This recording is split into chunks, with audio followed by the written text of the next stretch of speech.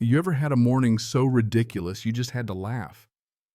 Picture this: a line of luxury SUVs and sedans all jammed bumper to bumper at the only way out of our little slice of suburbia Maplewood Heights.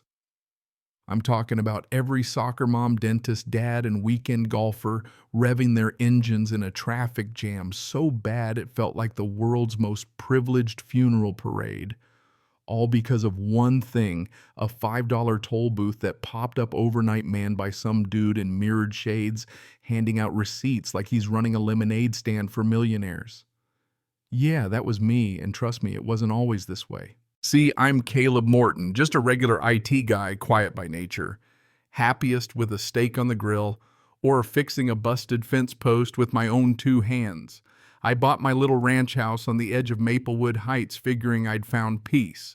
But peace, as it turns out, doesn't mix well with HOA power trips, and especially not with Trudy Clean.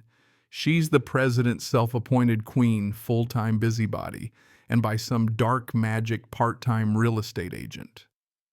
Trudy was convinced my plain old Ford F-150 was single-handedly tanking her precious property values. I guess owning a truck that wasn't made in Europe is the ultimate crime around here. Trudy would plant herself on her front lawn every morning, arms folded like some sentry at the gates of Buckingham Palace, just burning holes through me and my pickup. I thought maybe she'd get tired of the show. Nope. Next thing I know, I find a violation notice on my windshield says my truck is too tall for HOA standards. Never mind that I'd measured it myself and it was 3 inches under the limit. Then came the grass, 2 long letters, even though my yard looked so clean you could tee off on it. The kicker: they claim my grass was 1/8 of an inch over regulation. Not even kidding, I almost framed that letter, it was so absurd. But they fined me $50 a day, every day, even after I'd cut it down with a ruler. And every notice delivered by Trudy herself, always at dinner, always with that little smirk like she just caught me running a bootlegging operation in the garage. It got worse. Once she figured out I worked from home, she cranked up the HOA maintenance right outside my window. 9 a.m. sharp, leaf blowers, chainsaws, loud as a demolition derby. My Zoom calls sounded like I was broadcasting from the middle of a lumberyard. Then came the mysterious lawn treatments at odd hours, weird chemical smells drifting in when I was trying to concentrate. Next thing I know, Trudy's filing complaints about my home office, saying I'm running an illegal business out of my house, even though the HOA rules literally say working from home is fine. But she didn't stop there. No, she convinced her little inner circle, her bridge club cronies, to call an emergency HOA meeting while I was away for work. 5 people showed up, all of them sipping Chardonnay and nodding as she suggested padlocking the only road in and out of the neighborhood. The next morning there it was, a big, ugly padlock across the community gate. Deliveries only spray painted across my driveway. My security camera caught Trudy sneaking around at 3 a.m. head to toe in black, like she was auditioning for a low-budget ninja movie. She even brought her own stencils. So I called the cops. They shrugged, said it was a civil matter. My lawyer said it could take months to work out in court. That's when something in me just snapped. I spent the next 3 days camped out in the county records office, eyes burning from old microfilm, chasing down every dusty deed and survey I could get my hands on.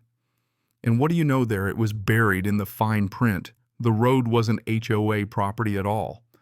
Turns out the whole thing sits on an agricultural easement dating back 40 years, owned by a woman named Martha Henderson, whose late husband used to farm these fields before the developers ever showed up. So I paid Martha a visit at her assisted living place.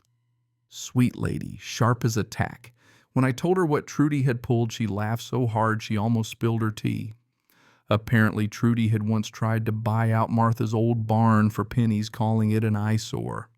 Martha sold me the easement for $500 right there, said she'd pay to watch Trudy's face when the truth came out. Signed and notarized with 2 nurses as witnesses. Here's the twist: owning that easement gave me the legal right to control access and even to charge a toll if I wanted. County clerk practically giggled as she stamped the papers. So what did I do? I built a real toll booth. Mechanical gate, credit card reader, even a little sign, private road toll, $5 per vehicle. The next HOA meeting was legendary.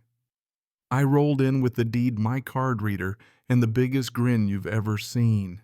I let them know in front of the whole crowd that from now on anyone wanting in or out was paying the toll. $5 was a bargain, honestly, compared to other private roads. Suddenly, Trudy's support melted like snow in July. Board members started asking her why she hadn't bothered to check the records. One of them even turned on her right there. Trudy went full meltdown, yelling that I was a criminal, threatening lawsuits, saying her cousin the judge would throw me in jail. Except her cousin's a traffic magistrate 2 counties over, and everyone knew it. I kept things professional. Residents grumbled, but I gave out receipts, ran discounts, let delivery drivers and ride shares through for free, figured the folks who actually worked for a living shouldn't pay for Trudy's nonsense. Board members, they paid double. Administrative fee, I called it. The sheriff himself dropped by just to make sure everything was on the up and up. He left with my lawyer's card, and a smile said he was fighting his own HOA battles. Trudy tried to rally the troops, told everyone to park outside the neighborhood and walk in. Lasted a single day, then a thunderstorm rolled through. Next morning, 40 moms trudging through mud in yoga pants and expensive shoes, all cussing under their breath. Someone caught Trudy yelling at my booth, waving a fistful of crumpled singles. The photo blew up on Facebook with the caption, "Toll Booth Karen."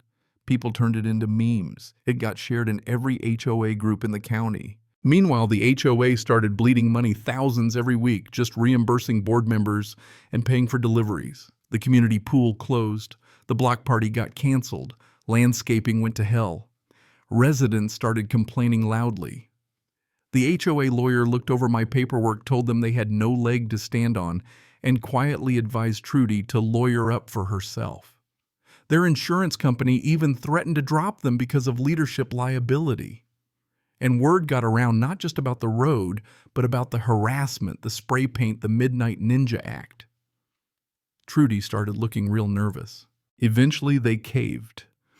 The HOA called an emergency meeting and cut me a $60,000 check to buy the easement back.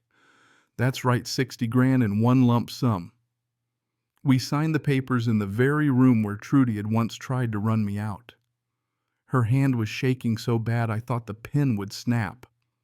I used the money to build a pool and put in a giant smoker in my backyard every weekend. I fired it up, the smell drifting right into Trudy's kitchen window. The whole neighborhood could smell the brisket, and I invited everybody except the old board. My pool parties, legendary. Trudy's downfall was spectacular. She got voted out in a recall 207-3. The only votes for her were from herself, her husband, and her mother, who lives 2 streets over. After that, she had to take a construction detour to work every day, adding 25 minutes to her commute. The new HOA president apologized to me and put in term limits just for good measure. And Trudy. Her real estate license got suspended after the state board dug into her ethics complaints. She even had to pay a $15,000 fine for vandalism after I finally pressed charges. I gotta tell you, standing in that courtroom watching Trudy get her sentence was more satisfying than any steak I ever grilled. Her face was pale as a ghost, and she clutched her designer purse like it was a life preserver. Sometimes I think about those days and laugh. All I wanted was a little peace and quiet, ended up running the only profitable toll booth in suburbia, all thanks to an HOA tyrant who didn't know how to read a deed. Now here's the question I gotta throw out there. When someone in power crosses the line, what's the real way to handle it? Stand your ground, fight back, or just move on? Drop a comment. Share your own HOA nightmares and tell me what would you have done if you were in my shoes. Because in the end, justice tastes a whole lot better when you smoke it slow, you know what I mean?